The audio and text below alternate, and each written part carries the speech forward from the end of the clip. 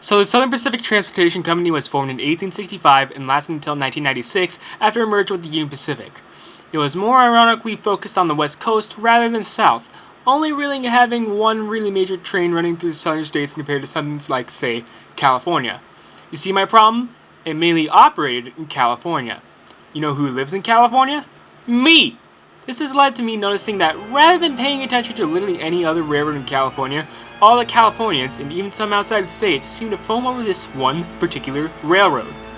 I'm going to tell you why I don't.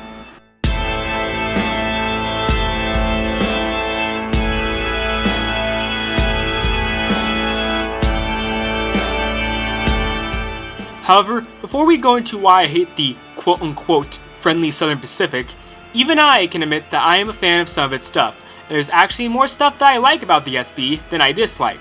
So I'm going to briefly mention those before we get into the meat of this video. Early diesel motive power. This is kind of a combination of both early motive power and the grip program. I love how SP used the older GP9s, SD7s, and SD9s a lot longer than most railroads did. I also love the early passenger diesels that the SP used, like the PA and the E9. They look absolutely astounding in their daylight scheme, and I find it a sin that only SP6051 is the last remaining daylight diesel in existence. There should have also been an SPPA preserved. 6019, City of San Francisco, the daylight trains. I'll be honest, I like the daylights. Not the 484s, but the trains. I love how unique they are, and the scheme really hits hard on the coaches in most of the locomotives. The cab forwards. Even I can quiver at the nearest side of the cab forward. Those things are fucking huge, and a marvel that really should have deserved to have two surviving engines instead of the one AC-12. 4294, however, is a really good pick for preservation, I will say. The GS class. The GS class, I'll admit, is pretty alright. I'll admit that 4449 is not a reason why I hate the SP, although personally I'm more of a fan of the GS6. I'll stay in my own little corner with 4460 and the GS64s. The hydraulics. Finally, the diesel hydraulics. I fucking love these.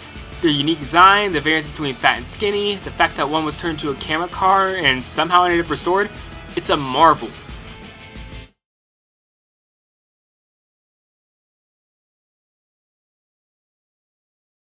So now that I've gotten to what I consider to be the good of the Southern Pacific, now it's time for me to rip into this godforsaken railroad. Now before I do that, let me just state that this is just my opinion. You are allowed to like the Southern Pacific. Just because I said that the SP sucks does not mean you have to hit me with a rake and scream at me about how the SP is the best idea since underwear. Respect my points and I'll respect yours, you silly sausages. Now, are we ready? Alright, let's get into it.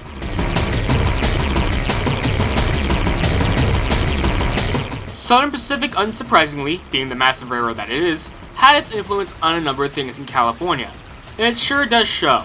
Allow me to get my Bible on a very particular California railroad to show a good example of how the SP was on it.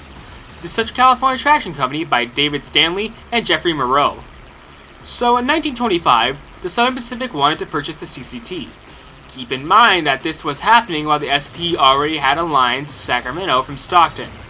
This of course pissed off literally everyone else in the area. The WP and 18SF were pissed because that would just mean more control over the northern San Joaquin Valley by the SP. Hell, the 18SF didn't even have a route to Sacramento. Residents on the CCT system were pissed because they didn't want the SP to overly jack up the prices of the interurbans. And of course, the CCT staff, minus some of the top staff, weren't happy either. No one is happy. So after that, the ICC and California Railroad Commission thankfully denied that.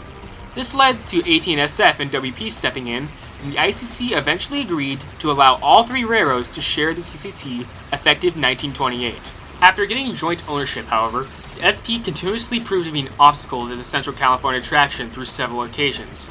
I'll get to this more in the eventual Central California Traction episode of California's Forgotten Railroads, but basically, summing it up, trying to cut off the construction of spurs that would help the CCT's operations, straight up using the CCT's 70 tons more than the railroad that ordered them did, causing them to prematurely eat it, and not to mention causing knock-on delays to the CCT, while the latter road had its traffic detoured to SP tracks while the CCT was repairing a trestle.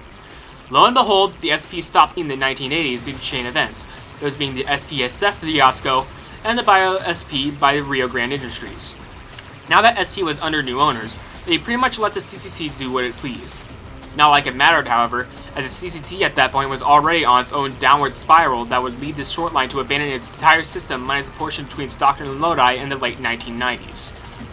While CCT is one of the best examples of the constant meddling for the SP, it wasn't the only example.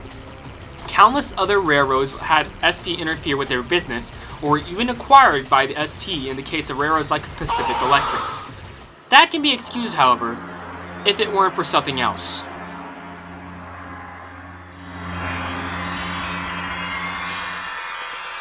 The other reason why I do not like the Southern Pacific is for the complete lie of its moniker.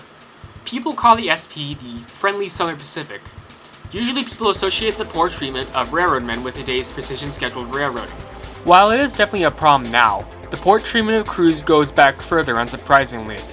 And I'd argue that SP treated its crews the worst before PSR came in. The SP definitely sucked financially, as the SP's main traffic could be done also by road, and in the case of the lumber industry, could easily fall into economic slumps, which easily could be another mini reason why I don't like the SP, being that it was absolutely run like a joke.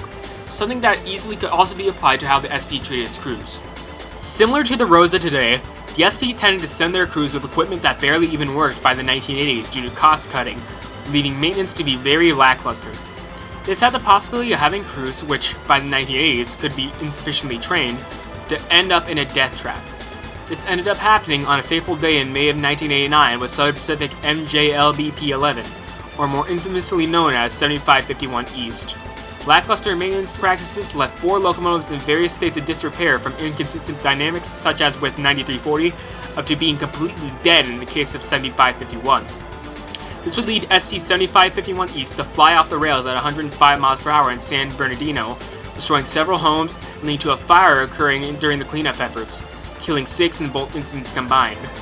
The government agencies couldn't do much about it either, as if, say, the FRA ordered the shutdown of a terminal on the SP system for its lackluster practices, the SP could simply move the ailing power to a different terminal, risking similar runaways, and given how the SP practically ran its system through dozens of mountain passes, you'd have to wonder that had SP continued past 1996 with these practices, would there have been another runaway like the 1989 disaster? Well, while we never saw that happen, things like this and the very controversial efficiency testing practice, where officers secretly monitor engineers to see if they comply with operating rules rather than resorting to refresher training, maintain that the SP's title of friendly wasn't really all it deserved, and unfortunately, it seems those practices have managed to rub off onto today's Class 1 railroads, especially Union Pacific, which was acquired by the Southern Pacific, or if you really want to be picky, the Rio Grande, and has fallen into the trap of PSR, which I personally feel like the SP would have absolutely taken advantage of had they stayed. And who knows how they would have treated their crews had this occurred. In the end, although I have more reasons to like the SP rather than dislike them, I still feel that my points for disliking them end up being overall more fleshed out, leaving me with a very sour taste in my mouth for the SP. And yet, people still go out here and call SP the spirit that won the West. Yeah, I don't see it with SP. If it won the West by being this overtly shitty, then call me the President of the United States. It sucks too! I want to understand it, for I lived near SP territory for most of my life. But the more I see SP in this light, it makes me want to step the hell away from them. And before you say that I don't like foam railroads, I'm a sucker for the AT&SF, so you cannot tell me I don't like foam railroads. I guess what I'm saying is, to close this off, I'll say this. Don't focus on just one railroad in California, or in any state for that matter. All states offer their own unique blend of flavor to the American railroad industry. By focusing on just one railroad, or particularly a Class 1, you end up missing the gems that are shortline railroads and railroads of the past that are doing and did the real heavy lifting.